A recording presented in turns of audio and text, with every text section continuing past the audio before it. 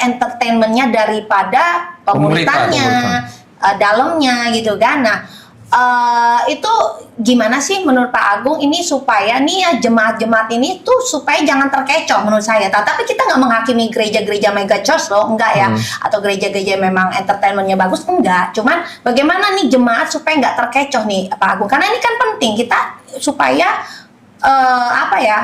gereja ini nggak hilang arah gitu loh Pak Agung. Coba dari Pak Agung sendiri. Iya, jadi entertain boleh. Yang kedua, pengajaran firman Tuhan itu harus dasarnya dari firman Tuhan yang benar.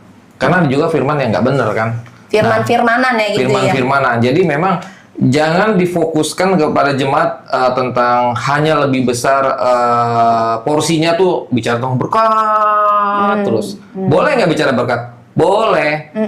Tapi kalau ngomong yang berkat terus nanti berkarat nih. Iya. Jadi iman seorang jemaat juga akhirnya nggak kuat. Karena firman Tuhan juga bilang kan, iman itu akan timbul dari pendengaran firman Tuhan itu pertama. Iman itu harus diuji. Melalui apa? Ya, pengalaman kehidupan dia bersama dengan Tuhan gitu. Kalau nggak ada pergumulan, nggak ada masalah, gimana imannya dia mau bertumbuh? Kalau hanya dikasih susu aja gitu, maksudnya dikasih yang enak-enak bicara berkat, mujizat gitu.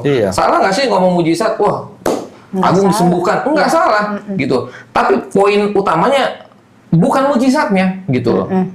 Engkau ngalamin nggak perjumpaanmu sama Tuhan? Ketika saya percaya gini, orang yang mengalami perjumpaan dengan Tuhan, dia pasti akan berubah loh hidupnya. Dari dalam dulu. Dari dalam, nanti akan keluar luarnya pun Tuhan rubah gitu. Secara fisik pun saya juga dirubah kayak gitu. Nah, pentingnya untuk mungkin para pendeta, hamba Tuhan, gembala gitu kan, yang mengembalakan jemaat. Jadi mengajar firman Tuhan tuh mesti balance, seimbang.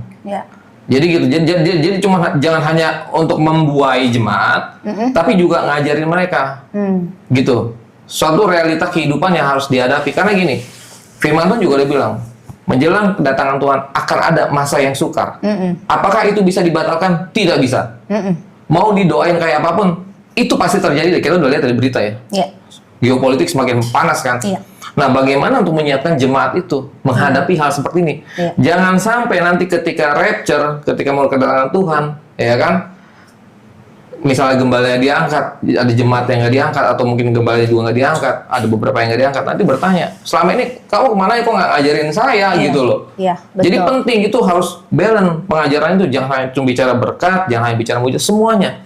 Ya, tentang perjalanan iman. Yang harus jadi contoh ya siapa? Ya Tuhan Yesus itu sendiri. Ketika dia melayani di muka bumi, ya itu contohnya Tuhan Yesus seperti itu. Makanya kalau Tuhan Yesus malah hampir tidak pernah ngomong soal uang.